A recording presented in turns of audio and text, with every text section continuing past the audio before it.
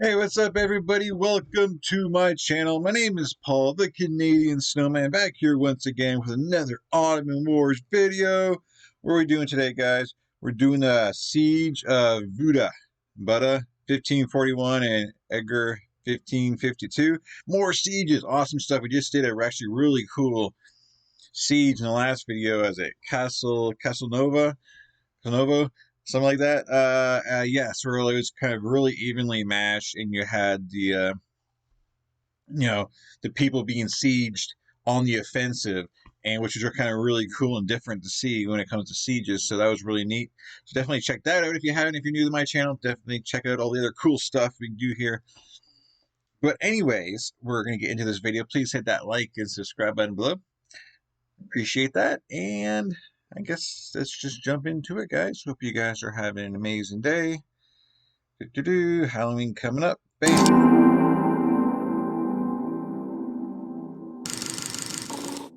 Shout out, learn more about Squarespace and their offer at the end of the video. Okay. It often seems that the Ottoman-Habsburg war over Hungary was a slogging match, and trust us, we feel the same. Yes. However, even this conflict, which brought minor changes to the territory, is crucial, both because of its importance to the history of Hungary and Europe, and for a cast of colourful characters that deserve multiple TV shows to be created. Welcome to our video on the Siege of Buda and Eger. I love TV shows that recreate old stuff. Obviously, they probably put a lot more drama into TV shows, personal drama into TV shows, to make it interesting, because obviously you're not going to really know the personal stuff of these people. But either way, TV shows taken back in like old days are awesome. The 1530s brought constant warfare to Hungary, as the king, John I Saboya, supported by the Ottoman Sultan Suleiman, fought against the brother of the Holy Roman Emperor Charles V Habsburg, Ferdinand. Although Suleiman's military assistance allowed John I to control most of Hungary, the latter was pressured by the neighbouring Christian monarchs to reconcile with Ferdinand. The King of Poland, Sigismund I Jagiellon, was eager to secure his southern border against the Ottomans by having a strong Hungary, while his wife, the daughter of the Duke of Milan, Bona Sforza, traditionally opposed the Habsburgs, and wanted to marry her daughter Isabella to John I in order to form another Polish-Hungarian alliance. Wow. These two parties, alongside envoys from the Holy Roman Empire and the local clergy, forced John I to sign the Treaty of Novgorod in secret from the Ottomans in February of 1538. According to the treaty, Ferdinand accepted John I as the King of Hungary, while John I conceded Western Hungary to Ferdinand and promised to make him his successor. Wow. John, who was in his 50s, was expected to remain unmarried and without offspring, but in February of 1539, he married Isabella Jagiellon.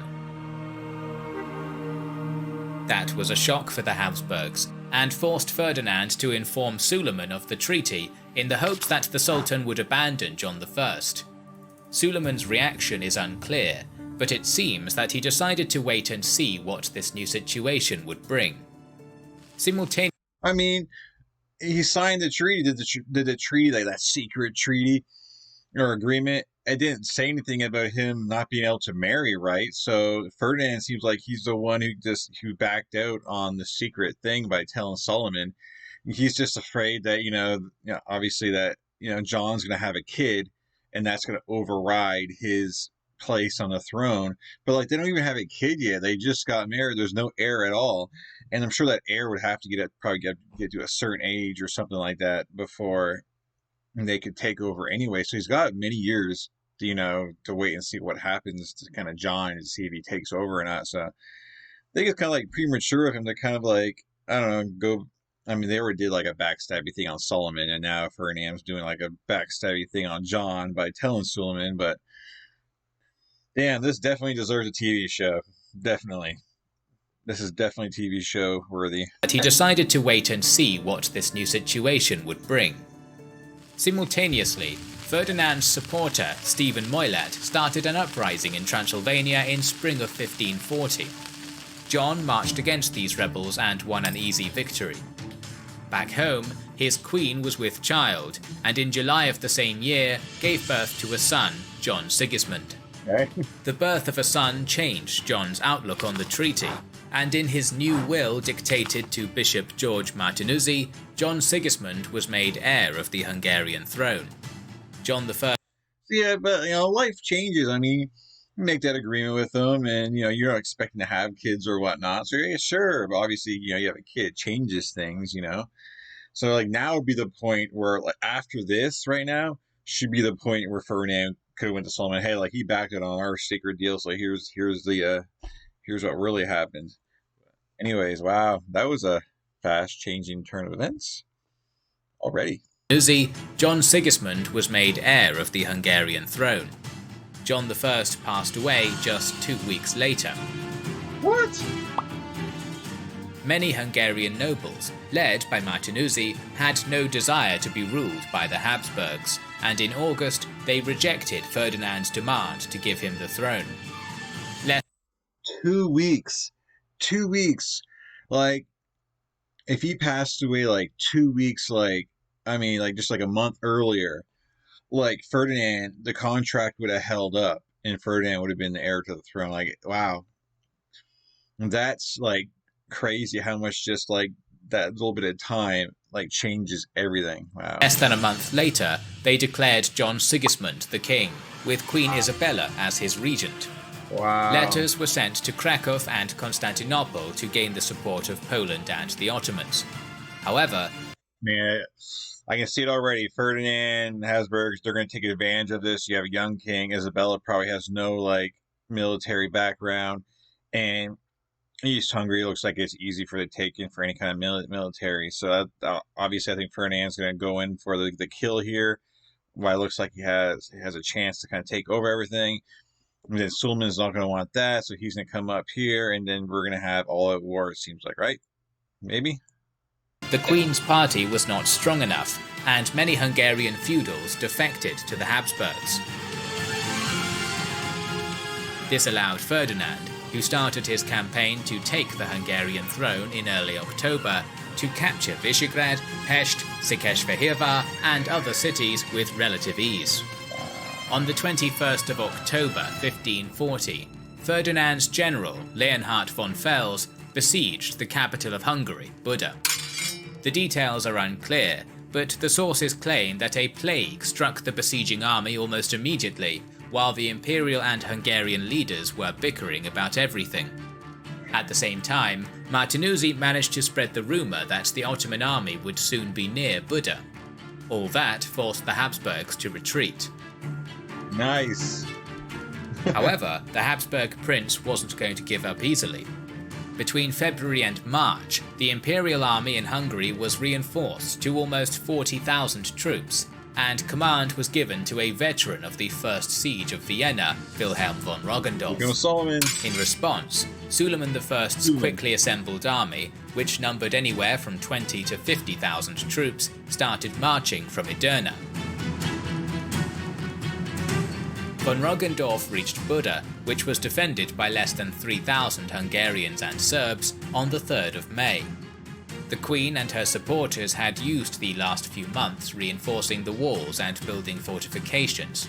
The Habsburg commander wasn't eager to besiege or assault these new fortifications, and attempted to negotiate with Isabella, promising her and her infant son safe passage to Poland if Ferdinand's claim to the throne was satisfied. Although the Queen was willing to accept, Hungarian lords vehemently opposed this and imprisoned her. Oh wow! So she was the the regent. She was gonna accept it, but the Lord's like, you ain't, but she's Polish though, right? So she's from Poland. So I mean, she's like, yeah, I want to go back home to my family. So it makes sense for her just to be like, okay, I want to survive. This ain't really my country. So I can definitely see that happening. The Lord's like, hey, like this is our country. We're not going to leave this decision up to you. I guess that's kind of thing. These guys got surrounded, but do they know that Suleiman's coming up behind them with troops? Interesting, interesting. I'm really looking forward to see how this plays out. The Imperials decided to use their artillery to soften up the defences, and between the 4th and 6th of May, their cannons managed to damage portions of the walls. However, the defenders were able to repair the fortifications every night. Wow. Von Roggendorf ordered the troops to dig trenches in order to bring the artillery closer to the city walls. By June 1st, these trenches were dug, and the cannons, now brought closer, made 2 breaches in the walls. On the next day, these breaches were attacked by the Habsburg units, but the resistance was so effective in these areas that the Hungarians not only managed to repel the attack, but counterattacked, killing many before they retreated to the city. I wasn't expecting that, man. I mean, those Hungarians, man, they were tough. Like, they were waiting, like, they're fighting to the death, and they must be some, like, elite, troops. Just like, what was the siege you did, Casanova one?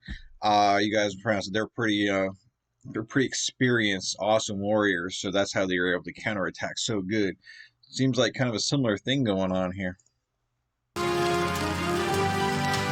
Unfortunately for the defenders, by the end of June they had lost more than half of their numbers, while supplies were running out. That is when a letter from Suleiman, saying that his vanguard would soon be within reach of Buda, arrived. A few days later, Hungarian noble Balin Turuk succeeded in breaking into the city with supplies and some reinforcements. Wow. Von Roggendorf concluded that he had to starve the city. I guess, just to show you here, like, I always say this too, like, it got this place surrounded, like, how do you let that through? But, I mean, this area is, in reality, I mean, there's probably like a bunch of ditches and whatnot that they can sneak through, and they could maybe just pose as being, pose as being part of their own team kind of thing until they get close enough and they take off kind of thing. But it's kind of interesting how this stuff gets in and out so easily. But, in the middle of the night, you can't see nothing. There's no, like, flashlights and whatnot. So if you know the territory, I'm sure it can't be too hard to do, right?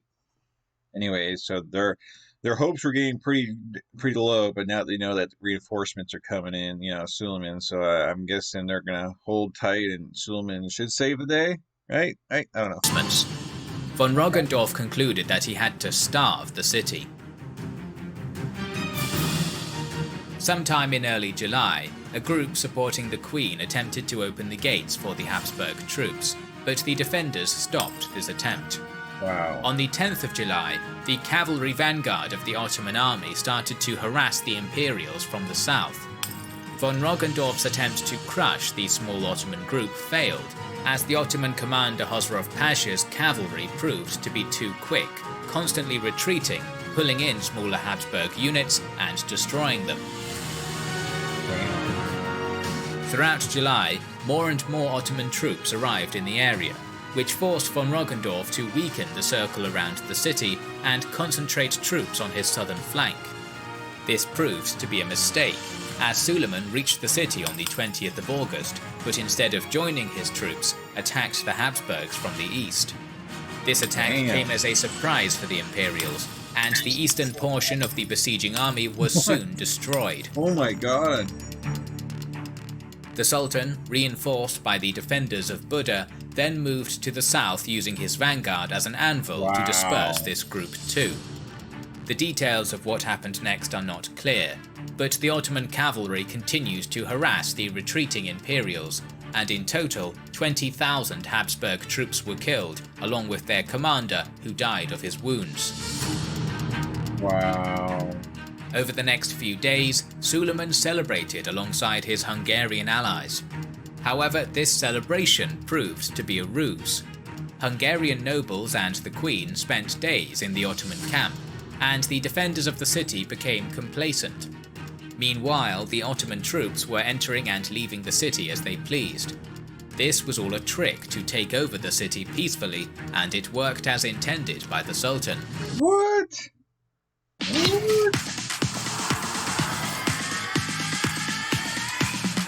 Wow. Your new favorite dollar store. Wow. On the 29th, the Sultan declared to Isabella that he would acknowledge her son as the king, but the territory directly under John II would be limited to Transylvania and the lands to the east of the river Tisza. Buda and all territories to the west and south of Transylvania would be converted into Ottoman pashaliks, administered by the Beylerbey of Rumelia. With that, Suleiman returned to his capital. Dang! So like they were losing that land either way, whether it be to the Habsburgs or the Ottomans. Like that land was gone. They were just kind of keeping it cozy for for the Ottomans to come in and kind of take it. Wow, man, this is a pretty good battle back and forth between the Habsburgs and Ottomans, though. Neither the young queen nor Martinuzzi were happy with their reduced lands and influence, so in December of 1541, they signed another secret treaty with Ferdinand at Gyalu, promising to abdicate the throne to him if he managed to retake Buda. Indeed, the Habsburg prince had sent a 50,000-strong army under Joachim II of Brandenburg to attack in August of 1542. However, their slow movement allowed the Ottoman pashas to concentrate some troops in Buda and Pest. By the time Joachim besieged Pest, it was fully defended, and the siege ended in a complete failure. Wow. I guess since there's nothing to really happen at all. I guess they said, since they didn't show us a diagram what happened, they kind of showed up and go, "Oh, these guys are ready. Let's just go home. Let's not waste our time here." Pretty much, right? Suleiman obviously had to respond, and he started his preparations in December of the same year. The goal of the campaign that started in April of 1543 was to take the strategically important Esztergom, as that fortress provided the Habsburgs with a valuable springboard to Buda. Between June and August, the Sultan managed to seize many important fortresses to the north of Buda, capping off the campaign with the occupation of Esztergom. Wow. The Habsburgs were exhausted by this war, and as the situation on the Safavid frontier once again was heating up, Suleiman also wanted peace, so a ceasefire, negotiated by the French king Francis I, was enacted in 1545. In 1547, Suleiman signed the Treaty of Edirne with Charles V and Ferdinand. His conquests in Hungary were acknowledged, while Suleiman accepted Habsburg rule over parts of Hungary in exchange for 30,000 gold florins annually. Huh. Okay. We will describe the campaign against the Safavids in 1548 in a separate video, but in short, Suleiman was able to move deeper into Iran, but overall, the campaign brought no tangible results. However, it allowed Isabella and Martinuzzi to regain hope. In 1549, Martinuzzi initiated talks with Ferdinand to unite Hungary once again. How old is Martinuzzi right now? How many years is it? I guess, I'm not sure. According to the treaty, Isabella and John Sigismund would abdicate in exchange for the lands in Silesia. This caused the alliance between the bishop and the queen to fracture. Isabella wrote a letter to the Sultan complaining of Martinuzzi's actions, but Suleiman didn't do anything immediately, and after a short military campaign, Isabella was defeated and forced to take the lands in Silesia. Still, Martinuzzi tried to play both sides, hoping to secure an even better deal from either the Ottomans or the Habsburgs. In 1551, Ferdinand caught wind of this kowtowing and ordered his execution. What? Wow. Nevertheless, the damage had been done. I guess Suleiman, he's got there's a lot of big insiders around him where it's just like, hey, you got, assassins around, right? Kids killing for me, I had enough of this kid. Just take him out. I mean, he's causing me trouble. Let's just get him out of here. And, he's got, obviously, a huge empire. I'm sure he's got a lot of spies and people close to him telling him what's going on the inside here. So, probably just a no-brainer. Done, and Nevertheless, the damage had been done, and the Sultan had become aware of the treachery coming out of his vassal kingdom to the north. His response was quick, decisive, and heavy-handed. Oh yeah? Come springtime of the following year, the Ottoman army would once again launch a full-scale campaign into Hungarian territory, rip out Ferdinand's holdings root and stem, and end any hope of a united Hungary under Habsburg rule. Two Ottoman armies were formed up in March of 1552. The first was a garrison out of the occupied Buda, led by one Kadim Ali Pasha, while the second was sent by the Sultan himself from Constantinople, led by Kara Ahmed Pasha. Contemporary accounts numbered the combined Ottoman rally at over 150,000 men, but modern historians consider a number closer to 40 or 50,000 to be a more accurate account. Okay. As expected, outposts... I mean, I always kind of get these responses in the comments, like, this is going by European history. Like, there's different... Oh, they're obviously getting their information from different, who make these videos. They get their information from certain sources. So, I mean, I'm sure, a lot of these numbers can vary, and accounts can vary just because depending on what sources you go by, Like, you say you have Europe against Asia and you go by the European sources, they're going to be more like all the information coming to you is going to be more pro, Europe. If you're getting, that's where you're getting your sources and your information from, kind of thing. So, I guess you can't really take anything 100% at face value when it comes to these videos, right? As expected, outposts and fortresses fell like dominoes to overwhelming Ottoman might. Wow. Kadim's force took the castles of Szeged, Veszprém, Buják, Drige, and Széchenyi, while Kara Ahmed routed a force of Habsburg Spaniards out of Temesvar. The two armies rendezvoused outside Szolnok on September 4th, and together captured the township with little effort. From a geopolitical standpoint, their next objective was clear. The combined Ottoman armies would advance upon the small fortress of Eger and seize it, thereby dividing Ferdinand's remaining western and northern holdings into two halves.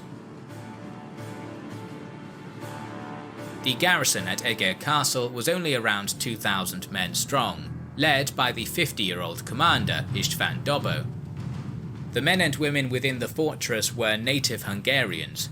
Despite being sworn to King Ferdinand, they fought not for plunder or glory, but to protect their home, a land which they had cultivated for generations. Right. The Ottomans arrived at the fortress on September 11th and set up their encampments, preparing for a siege.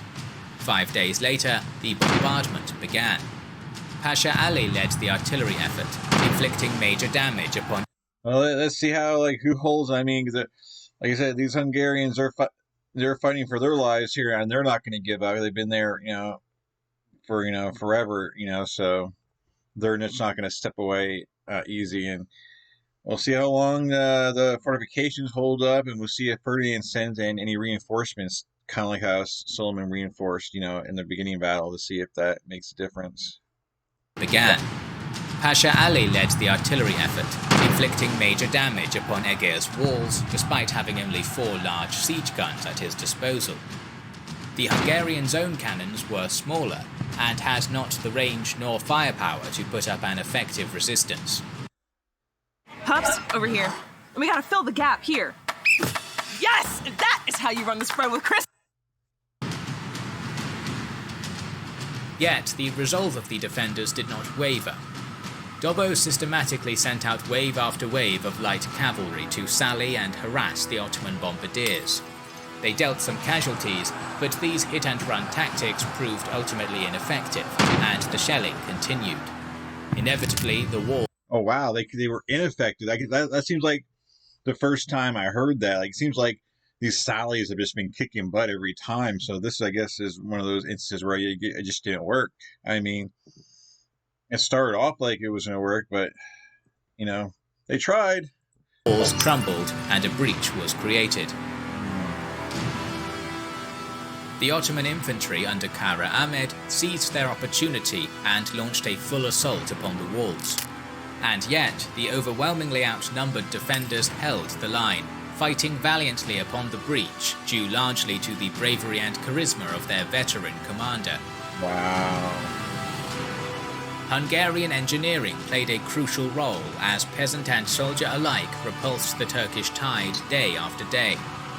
Dobau's second-in-command, Gergely Bonamissa, cemented his legacy as the inventor of a slew of anti-siege weaponry. Thanks to his craftsmanship, the defenders employed a primitive form of hand grenade that caused concussive destruction and spread fire through the enemy ranks. What?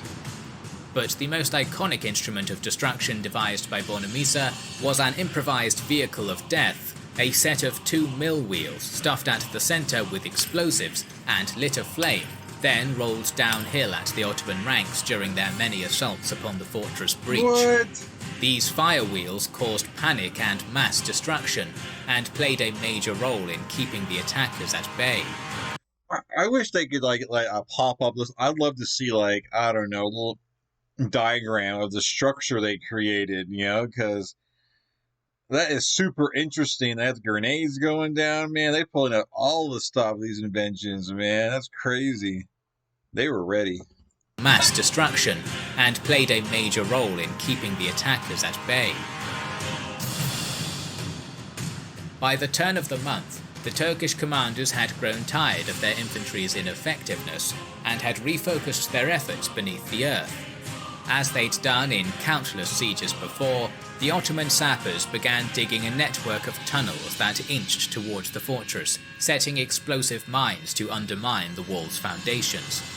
After all, if the Ottomans could blast more breaches into Eger's defences, it would force the already thinly spread Hungarians to defend on multiple fronts. Exactly. Dobau, however, proved highly competent at counter-siege, and set a series of countermines that obliterated the Ottoman sappers as they dug even closer. Wow. Meanwhile, morale in the Ottoman camp was at an all-time low. Food rations had been reduced, and the heavy autumn rains had begun to fall, reducing their living conditions into a muddy hellscape. To compound all this, the army's 2 commanding viziers, Kadim Ali and Kara Ahmed, began feuding heavily with one another, and rumours of corruption amongst the Turkish commanders spread like wildfire. On October 11th, the Ottomans launched one final all-out assault upon Eger's battered walls, and once more the defenders held. They were ready. Here, the women of the fortress entered into legend, stepping right into the fray alongside their sons and husbands, slinging buckets of boiling oil onto the foe. After 2 days, the Ottomans withdrew, having gained no ground against their resolute enemy. Wow. On October 17th, the dual viziers ordered a full withdrawal from the fortress. Weather, morale and infighting had all compounded, and the invading force, beaten and exhausted, abandoned the fight. It was over. Against all odds, the Hungarian defenders had won. Modern estimates account for only 300 defenders dead, while the Ottomans lost over 8,000 men. Damn. Wow. Thanks to the heroics of István Dobó and his unlikely group of underdogs, the Habsburgs retained their foothold in northern Hungary. Suleiman had once more failed to remove his pesky rivals from the region for good. Conversely, the Ottoman campaign of 1552 had still been an overall success, as they had captured 24 other Habsburg fortresses. Either way, the struggle for domination over this war-torn kingdom would inevitably continue. Thanks to Squarespace for sponsoring today's video. Squarespace gives people a powerful and beautiful online platform. Well, there you have it, guys. Wow, we had some victories from the Habsburgs, and we had victories by the Ottomans. You know, they both had victories on 2 different sieges, 2 different outcomes. You know, so Eger and Buda. So that was awesome. Like totally back and forth, man. If you live in this, if you live in West Hungary, man, these are some harsh times, man. Harsh times to live in, I bet. But anyways, 2 awesome sieges in the same video. I like it. I like it a lot. And A lot of drama in this video and underhandedness and backstabbing. Good stuff. I mean, that stuff's not good, right? But I'm talking about like the video makes the video more interesting. You know what I mean? Excuse me, you know what I mean.